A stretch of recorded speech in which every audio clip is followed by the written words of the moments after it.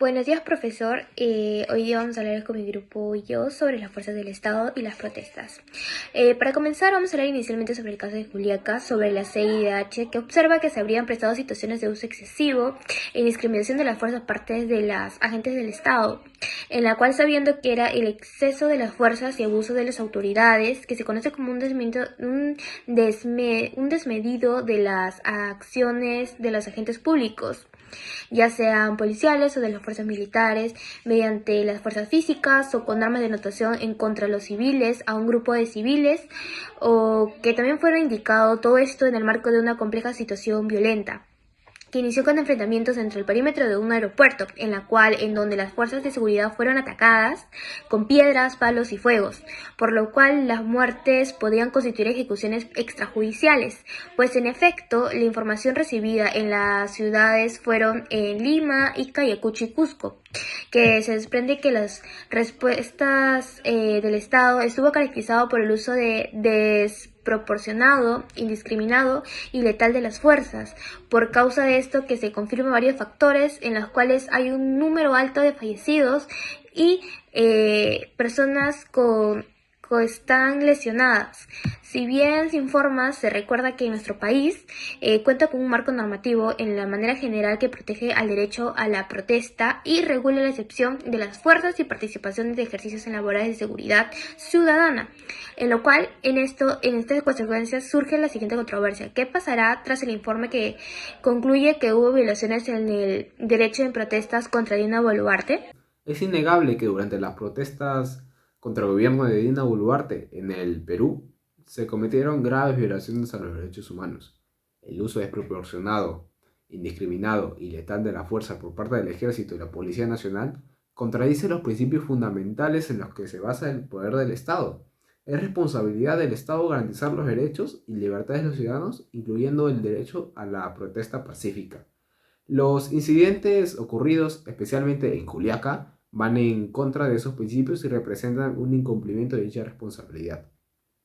Para prevenir futuras violaciones a los derechos humanos durante protestas, es necesario promover la capacitación y sensibilización de los agentes del orden en materia de derechos humanos. Es fundamental que estén plenamente conscientes de su responsabilidad de proteger y respetar a los manifestantes, evitando así el uso desproporcionado de la fuerza y garantizando un trato digno y respetuoso en todo momento. Asimismo, la falta de inclusión y participación en la toma de decisiones es otro problema que se evidenció durante las protestas. Una gobernanza inclusiva para el desarrollo sostenible implica escuchar y considerar los puntos de vista de toda la población, especialmente de aquellos que históricamente han sido marginados o excluidos. La falta de inclusión y participación puede generar desconfianza en las instituciones y en el proceso democrático, lo que a su vez puede dar lugar a protestas y conflictos sociales. Por lo tanto, es necesario fomentar mecanismos de participación ciudadana efectivos y genuinos, asegurando que todos los sectores de la sociedad sean tomados en cuenta en la toma de decisiones que los afecten. Finalmente, es crucial contar con un sistema de rendición de cuentas y justicia efectiva, y las violaciones a los derechos humanos cometidas durante las protestas deben ser castigadas de manera imparcial y los responsables llevados ante la justicia.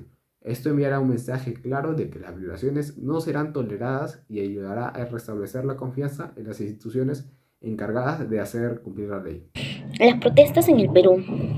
Cabe recalcar que hubo grandes violaciones contra los derechos humanos, ya que el Estado peruano se ha caracterizado por el uso indiscriminado y letal de las fuerzas en las manifestaciones. Asimismo, aprovechándose del poder que tienen para poder atentar contra la vida de las personas, provocando ciertos enfrentamientos, así como en el caso de la región de Ayacucho y Puno. En el caso de Juliaca, se protagonizó una situación violenta, iniciando enfrentamientos dentro del perímetro del aeropuerto. Cabe recalcar que las Fuerzas Armadas hizo un trabajo de abuso de poder, por lo que hubo graves episodios de excesivo de la fuerza. Asimismo, en diferentes puntos del Perú donde hubo bloqueos de carretera, tanto parte norte, parte sur, hubieron personas que estuvieron apoyando a la huelga, personas que tal vez estaban viajando y se quedaron varados. Pese a ellos, apoyaron a la huelga. Muchas personas alzaron su voz de protesta, esperando una respuesta por parte del Estado, haciéndose respetar sus derechos. Pero, ¿qué pasó? El Estado peruano actuó de la peor manera, mandando a las Fuerzas Armadas para que logren desbloquear las vías, asimismo originando enfrentamientos tanto por parte de los pobladores como de las Fuerzas Armadas. Se confirma que hubo un alto número de personas fallecidas, personas con heridas y con lesiones en las partes del cuerpo.